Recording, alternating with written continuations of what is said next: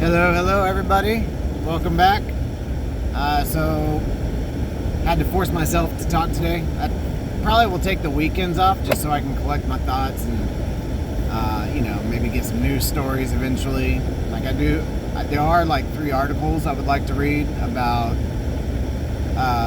doctors in the field of the gender affirming care or child mutilation, whatever you want to call it. But there's like 3 articles in AP and New York Times where they're saying the doctors are admitting, the ones that are doing the surgeries, they're admitting that, yeah, we're doing this willy-nilly. We have no science to back it up, and we're making customers for life. So, I mean, it's very tragic what's going on with these babies. And even the UK and places over in Europe, they did studies and they're like, it does nothing beneficial.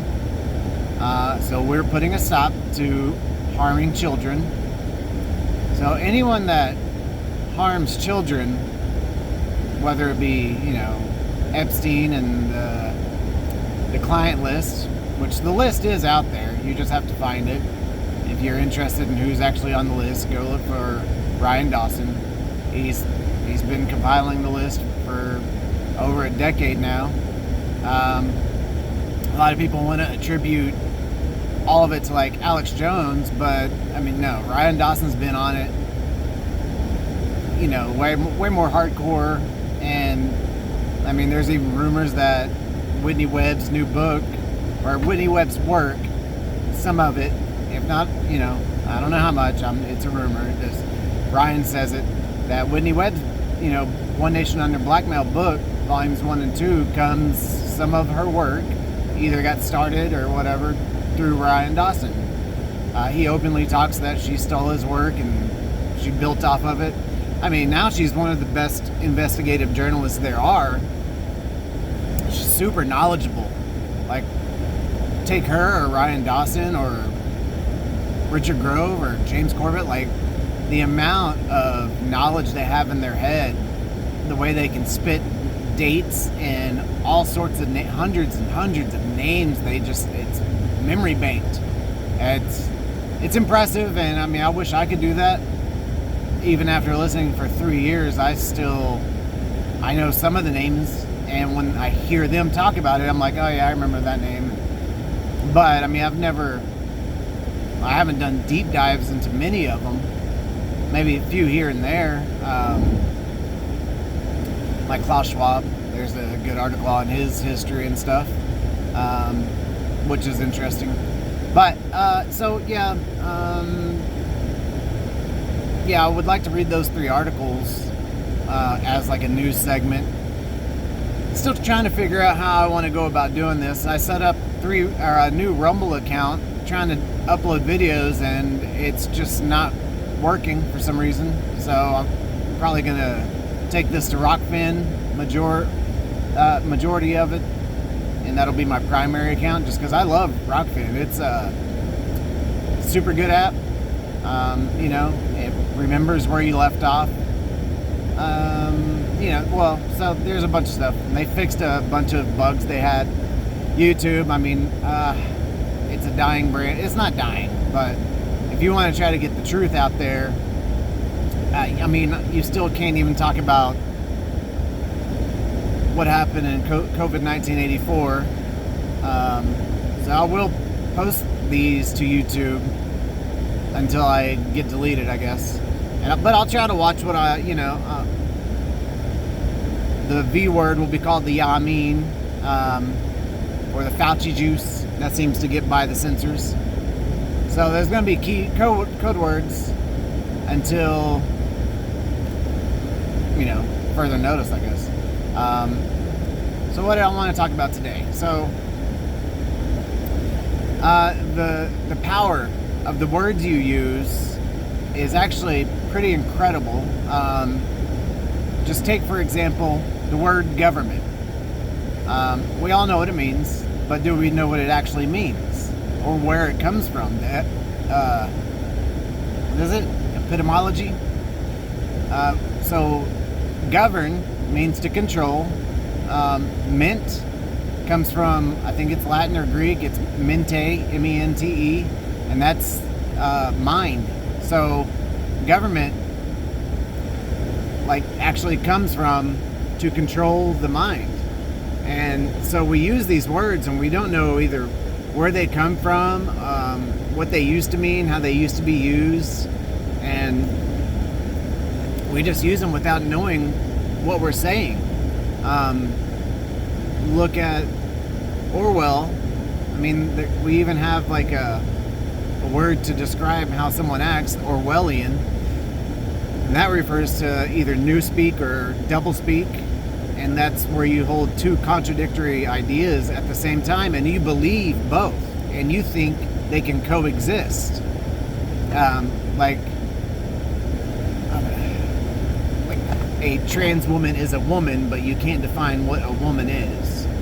And I don't mean to be like some of these, like, I love Matt Walsh, but I would call him a right-wing grifter because that's all he does is, and it's a super important subject. So I don't mean to like talk about the trans movement so much, but it is everywhere in the news. Either the psycho left is actually pushing it and hurting people, and then the right wing's like, I probably wouldn't hear so much about it if it wasn't for the right wing talking about it so much.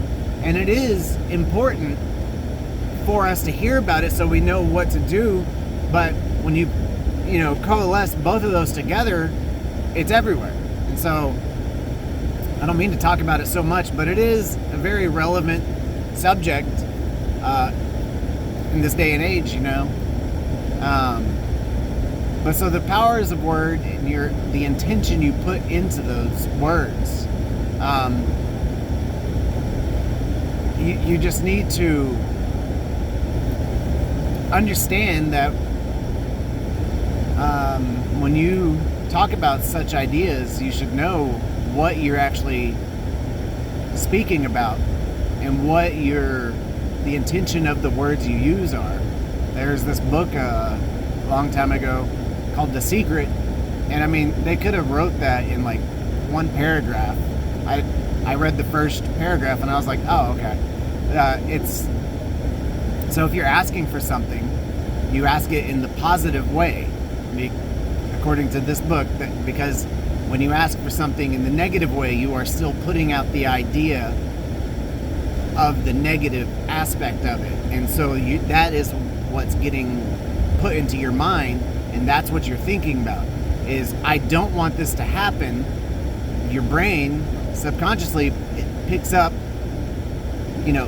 not I want this to happen, but this is what's happening. But if you ask it, if you say pray or talking to somebody and I want my world to be shaped like this, I want my way to happen like this, instead of I don't want my world to be shaped like this, I don't want my way like this. So the intention's incredible, and that's why I do try to be positive all the time, even throughout the last 3 years. Like, you had to look for the positive. The positive I saw was the Great Awakening that had happened, because it was so hard to get some of this information out. I think like in 2014 everything started spiking truth-wise, because people we have supercomputers in everybody's hands, and it's everywhere, and so it was easier to get the truth out. But that's when censorship started as well. And granted, people have been censored here and there, but it wasn't so pervasive as it is now. So just be careful with the words you use, and and I've read scientific studies about the power of prayer.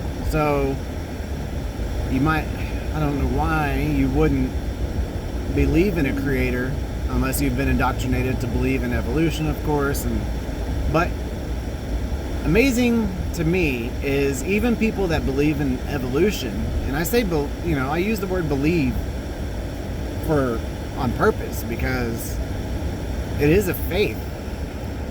People that believe in evolution, they have a faith of scientism.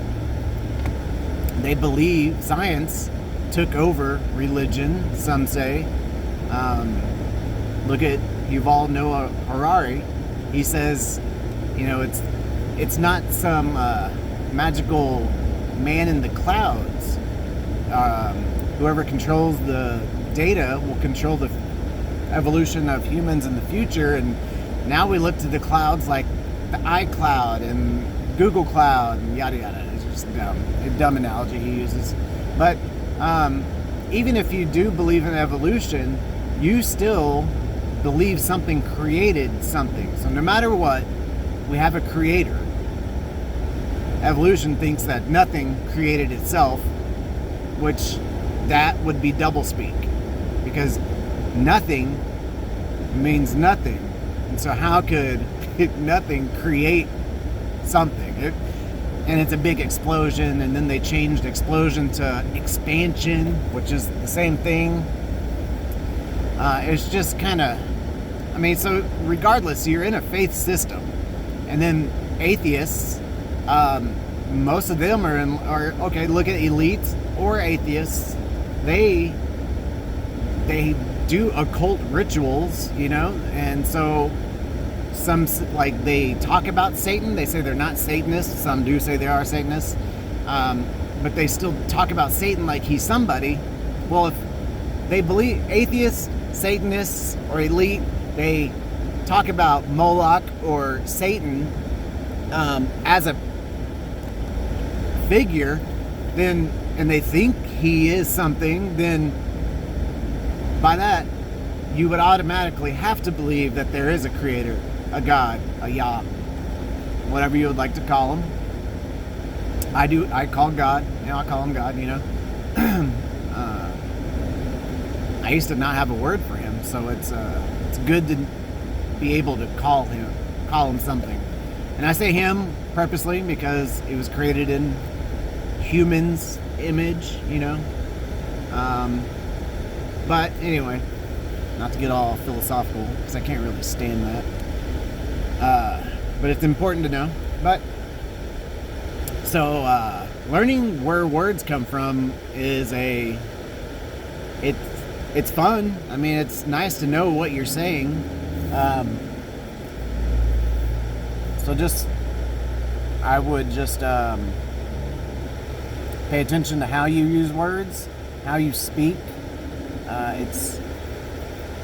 It's nice to know, and to know actual definitions of stuff. So when you hear, like, say news, say words that don't make sense, like they changed the definition of the Yamin to mean like it gives you immunity, to it gives you partial immunity, to it gives an effect of immunity. So within 4 years, they took out the meaning of it, of the jab, and replaced it with something. It's ridiculous. But to go along with like the certain words you use, and we're not taught words, like we're not taught how to decipher that kind of stuff. So one other thing education took out of our schooling, our indoctrination, is the trivium, or the quadrivium. And the trivium is like grammar, logic, and rhetoric. I'm probably getting the order mixed up. They took it out of basically all classrooms, and they don't want us to learn that. But if you look at like the Ivy Leagues, that's core tenet to their education system is the trivium and the quadrivium. And what they have, the plebs doing, it's just reciting what they heard and memorization. But in a year, you don't need to remember it again. So it's not learning. The trivium teaches you how to learn anything, and it's like input, process, output. There's the 3 steps: grammar, logic, rhetoric. Hear the words, think about the words, and spit back the words. Understand what you're saying.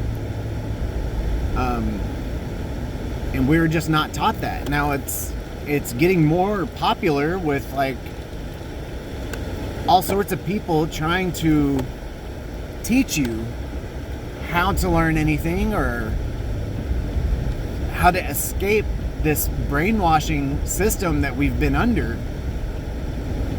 in going through schooling up to 12th grade. That's 15,000 hours.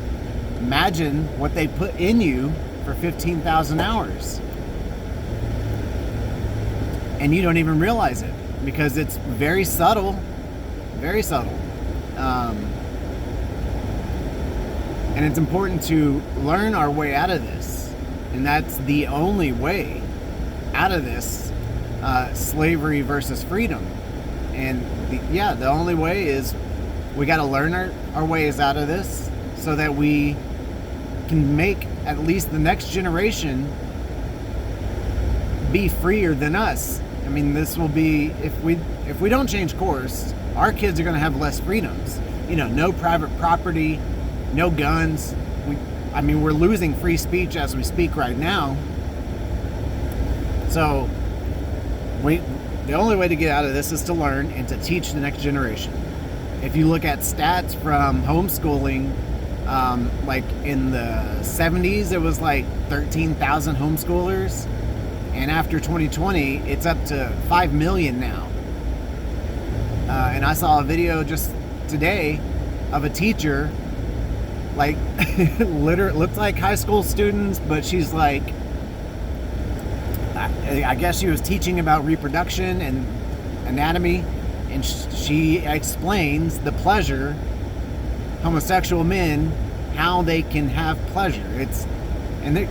Some student recorded it, and I hope she goes to jail because that's disgusting and abhorrent. So I'm glad homeschooling's taking off like this. And because if you think about it, as parents, we aren't, raising kids. We are raising adults. We're raising the adults we want to see in this world.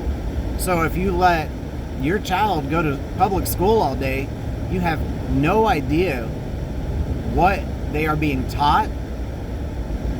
And if you look at how it's just like stimulus, or, like problem, reaction, solution is what they're given. They learn how to follow authority and to never speak out. So I'm excited for this new generation of 5 million homeschoolers.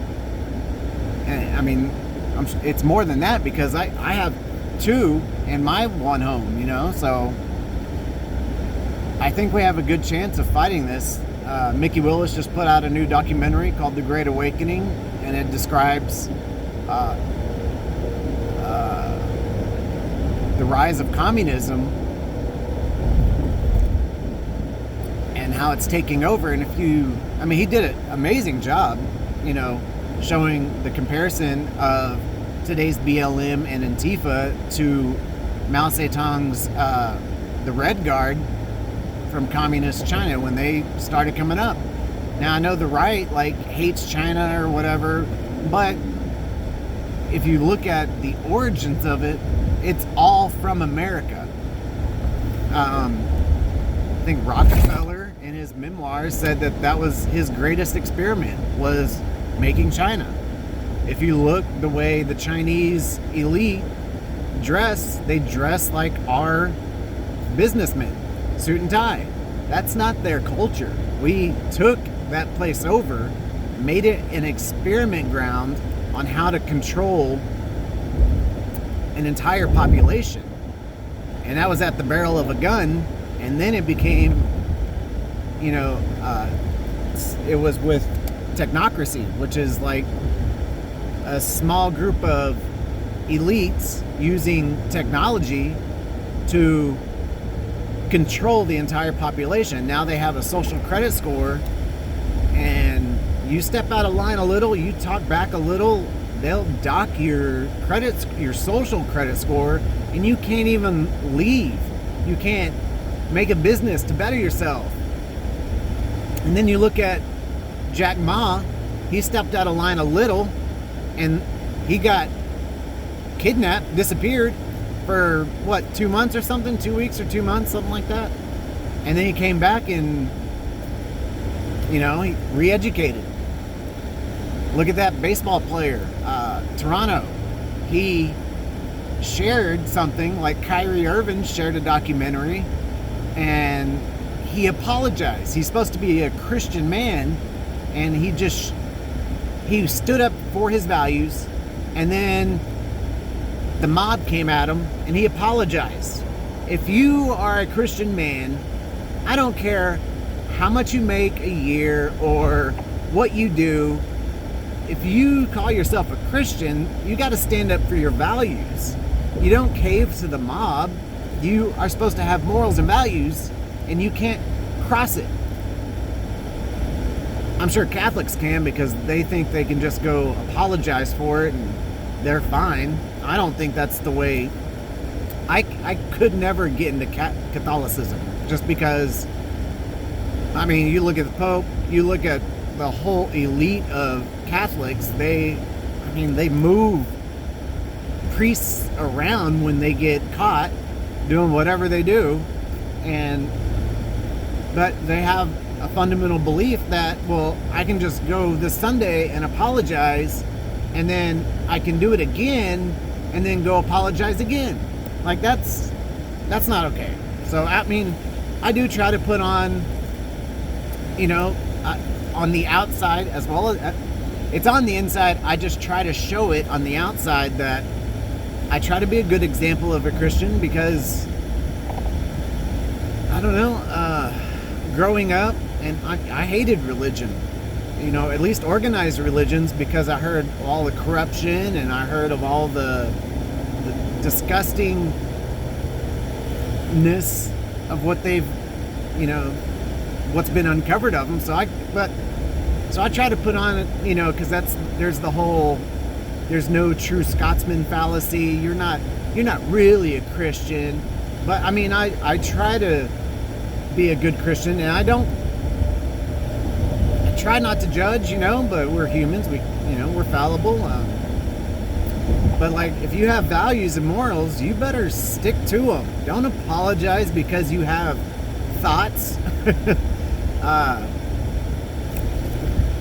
What else do I want to talk about? But yeah, just stand up for your morals. Don't ever, if they ever try to cancel you for speaking out, stand your ground, because if you apologize, if you give that 1 inch, they'll keep taking an inch until you've lost a foot. So just stand up. It's not going to hurt nothing. So you lose a job, there's a labor shortage. Go get another job. There's plenty of stuff to do. And you'll have support. Look at all the whistleblowers from Project Veritas when it was actually Project Veritas. All those whistleblowers that stood up for their morals, they set up GoFundMes or Give Send Goes, and they had support. There are good people in America that will support you,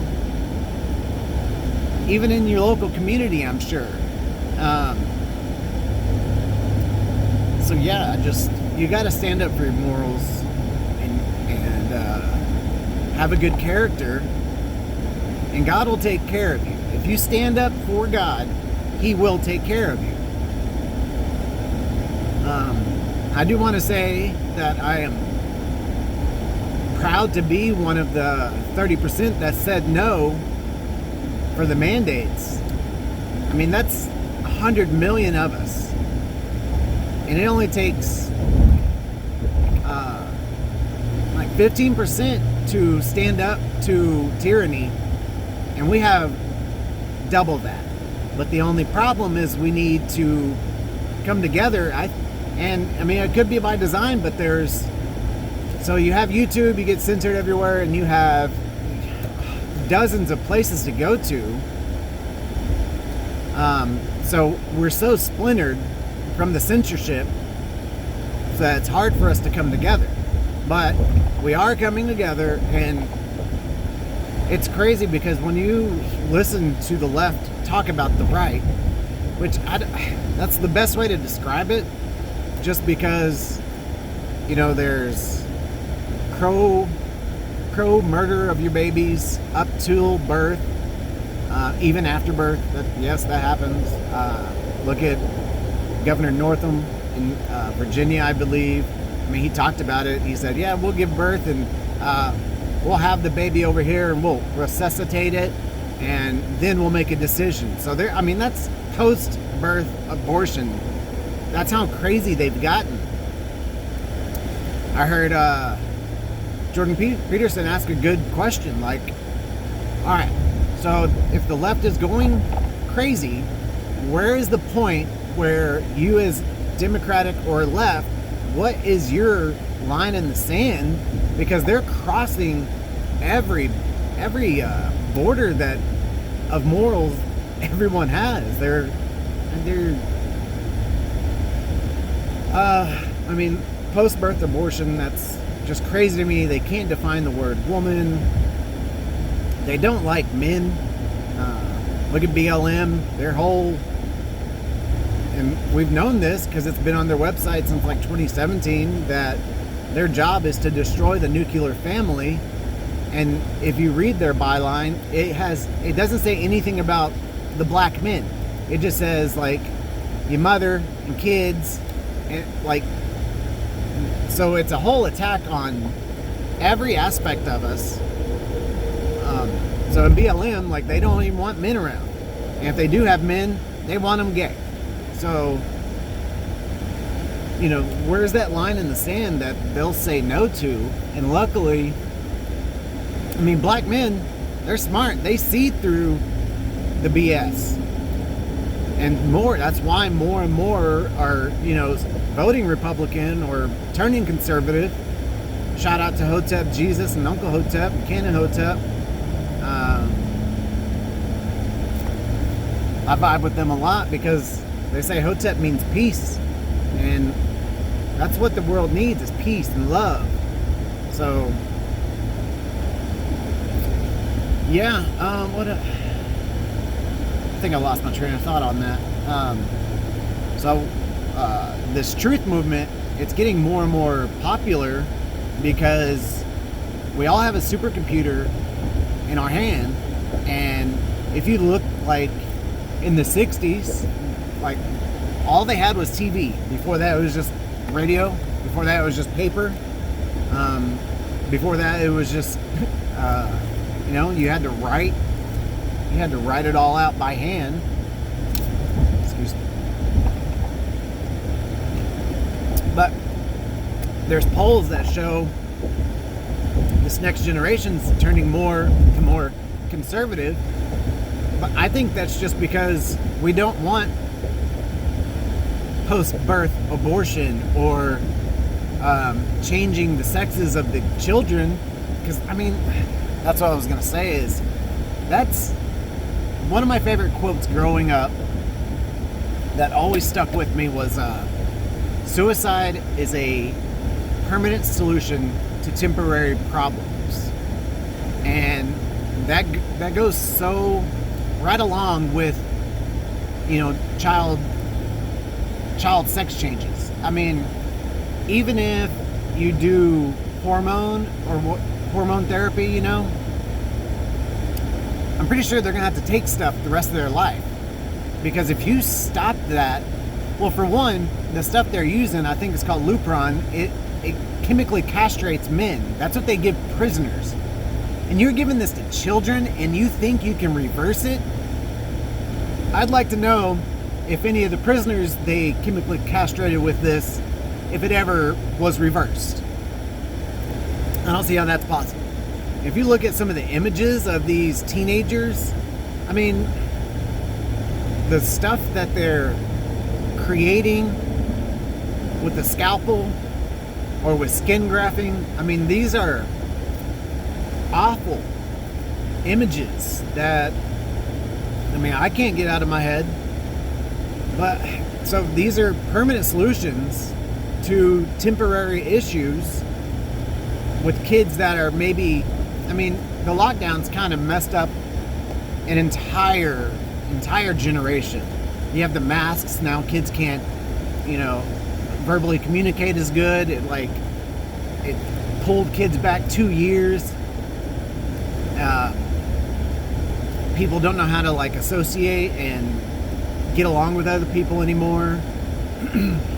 So these are just temporary problems, and they're making permanency to these children or these teenagers, and it's very sad. And I'm glad we're starting to see through it. But like I said, so this, the truth movement,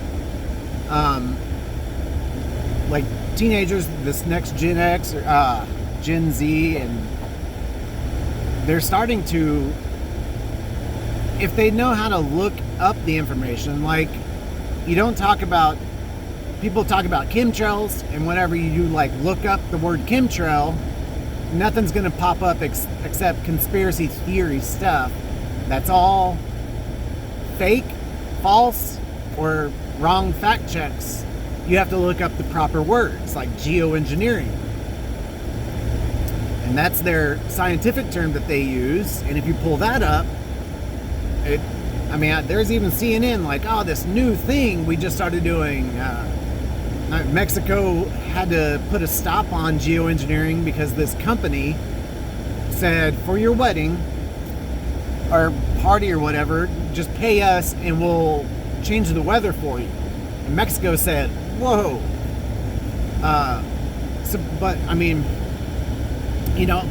Years ago, people were, or maybe 2 years ago, I've been asked, so you believe that weather modification? I'm like, how do you not believe in weather modification? And then, I watched a clip about magic words, and so you can pull up, talk about Brennan talking about, there's solar geoengineering, and they talk about it openly. They just use different words. And this goes back to the power of the words you use. So if you want to learn about, chemtrails, look up geoengineering. Look up